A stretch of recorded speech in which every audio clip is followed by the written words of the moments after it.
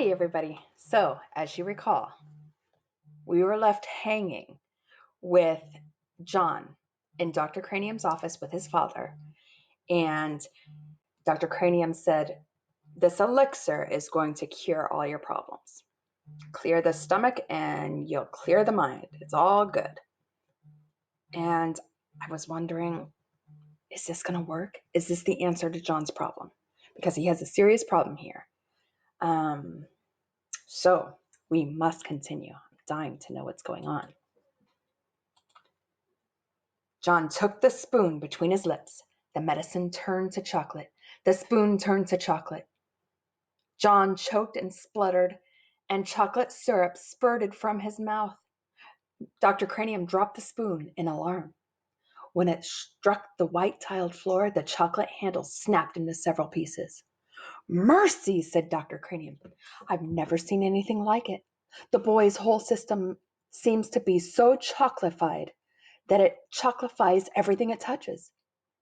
After he had recovered somewhat, the doctor went on. I believe that this must be an unprecedented case of chocolitis. I shall call it Cranium's disease. I shall want to make an exhaustive study of the child. I think John has had enough excitement for one day, Mr. Midas said. Mrs. Midas was much upset when Mr. Midas told her that John had Dr. Cranium's disease. He said it was chocolitis, Mr. Midas explained, a worried frown on his face. But he's calling it Cranium's disease because it was his discovery. Dr. Cranium didn't do it, John said. It's magic. It all started after I ate that chocolate. I'm scared, he added. Mrs. Midas sat down and dabbed her eyes with a lace handkerchief. She was crying. Mr. Midas blew his nose, said he had to attend to something, and abruptly left the room. John had been so busy feeling sorry for himself that he had not realized how his mother and father would feel about his chocolate disease. Never mind, Mother, he said, putting his arm around her shoulder. It's all right. Really, nothing was all right, but he couldn't bear to see his mother's tears. He kissed her wet cheek. His eyes were shut as his lips softly touched her, so he didn't see the change right away. Then his lips began to feel sticky. He opened his eyes. His mother had turned into a lifeless statue of chocolate. John ran wildly out of the house without thinking where he was going or what he was going to do. All he knew was that somehow he must get help. For the first time in a long while, he forgot about himself altogether. Now he didn't care about anything but bringing his mother back to life. Without quite knowing how he got there, John found himself at the corner where he had bought the chocolate box. The lot was no longer an untidy rubbish dump. The neat red brick building with 2 show windows was exactly where it had been in the first place. But the display of candy he had previously seen in the window was no longer there. In one window, John saw a chocolate trumpet, a chocolate pencil, a silver dollar with a piece bitten out of it. In the other window, he saw a cafeteria tray littered with chocolate utensils and the remains of a chocolate lunch. Clearly, this place was the right one. Clearly, the proprietor must know a lot about John's hateful chocolate touch. John rushed into the store. The proprietor was standing behind the counter, carefully polishing something small and round and flat and silver. I was just thinking of you, he said. John had no time to waste on pleasantries. Remember the old coin I found and gave you, and you gave me a magic chocolate? He demanded. Without waiting for a reply, he babbled on. I ate it, and it made everything that touches my mouth turn to chocolate, and I kissed my mother, and now she's chocolate, and I've got to change her back. Easy now, murmured the storekeeper. Calm yourself. There was an expression of satisfaction in the old man's eyes. It's all your fault, John declared.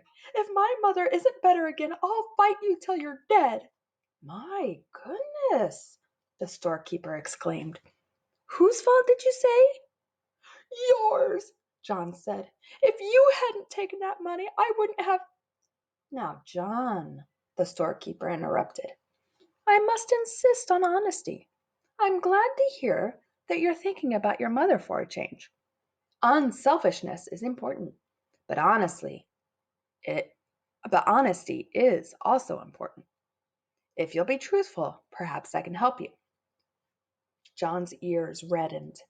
It was becoming unmistakably evident to him that he had only himself to blame for all this unhappiness. He looked straight into the storekeeper's eyes. I'll do anything. I'll work for you all my life for nothing if you'll turn my mother back. You can turn me to chocolate instead if you want. You. The storekeeper apparently ignored John's offers. You were right, John, he said. When you guessed that I had something to do with your acquiring the chocolate touch, but you yourself earned the coin that bought the chocolate touch. Only greedy people can even see that kind of money. Dr. Cranium was right up to a point. I suppose that one could say that you had chocolitis, but it was just an outward sign of selfishness. My mother, John reminded the storekeeper frantically. My mother's turned to chocolate. Do something about it. Oh, please do something about it.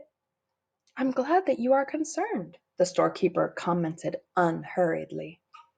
Part of your cure is to be concerned about other people. You have been so greedy that you didn't care what happened to other people. Oh, I know, John admitted woefully. But please decide about me later, and please make my mother better now. Well, John, the storekeeper said, if you had to choose between getting rid of your chocolate touch and restoring your mother to life, which would it be? For one moment, John couldn't help imagining a future of all chocolate meals. The thought was terrible, but then he thought of his mother, as she had been when he had left her, a motionless chocolate statue, unable to speak, her chocolate hand still holding her lace handkerchief. Without further hesitation, John said, Help my mother! Well, John, the storekeeper said, I'm going to give you another chance. When next you go to school, your chocolate pencil will be a real wooden pencil with lead in it. But, John began to protest. What did the pencil matter? The chocolate knife and fork and spoon you left on your tray in the cafeteria will have turned back to metal. Your chocolate trumpet will be a shiny golden one again. But, John said, don't worry about Dr. Cranium's spoon. He will find a whole silver one on the floor, where the broken chocolate one lay. But how about, John said, Susan Buttercup will discover that the chocolate stains on her party dress and her party shoes were nothing but water after all. Her silver dollar will be all right. John could stand the suspense no longer. My mother? He shouted. What about my mother? Will she be all right? The storekeeper smiled. Why don't you run along home and find out? He suggested. John turned without even saying goodbye and ran out of the store. The storekeeper went back to the disc that he had been polishing, a disc the size of a quarter. It had to be polished smooth, ready for a new set of initials in case the need for them should arise.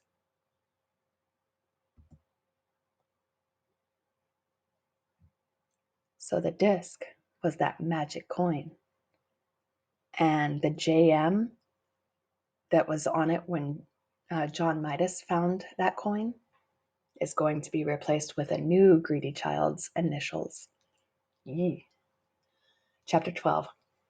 The front door was open, and John rushed into the living room where he had left his mother. She was not there now, but on the chair was a small wet handkerchief. John ran into the dining room and on to the kitchen. As he came to the kitchen door, he heard the ring of silver against crockery. Then he saw a wonderful sight, his mother arranging the coffee things on a tray. He dashed into the kitchen and flung his arms around his mother's waist, sobbing and laughing with relief and joy. There, there, said Miss Midas, stroking the hair from John's forehead. You've had a very disturbing day, dear. But in a few minutes, we're all going to have supper and everything will be fine again. Goodness, I do believe I need some coffee myself. I felt so strange just then in the other room. I really don't know what came over me." The door from the garden opened and Mr. Midas came in. "Before we settle down," Mrs. Midas said to John, "have a glass of good cold milk. You look so hot." So they didn't know what had happened to her. Well, John thought, he certainly wouldn't scare them by telling them. He watched gratefully as his mother took a frosty blue jug from the refrigerator and poured from it a glass full of icy creamy milk. Trembling with nervousness, John tilted the glass against his open mouth. The liquid flowed in and down his throat and remained purely milk, deliciously milky, tasting of nothing but fresh, clean milk. After the first long, wonderful gulps, he suddenly recalled that he had not thanked the storekeeper for saving his mother. "Mother," he said, "may I go out for a minute? I'll be right back." "All right, John," she said, "but supper will be ready in 10 minutes. Don't keep us waiting."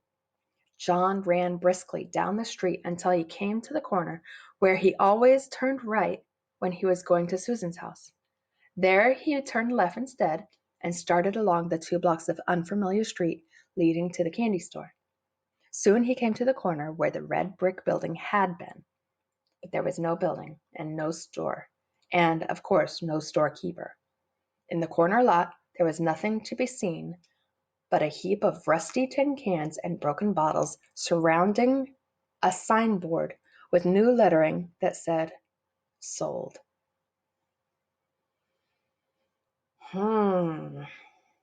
So it looks as though John learned a valuable lesson.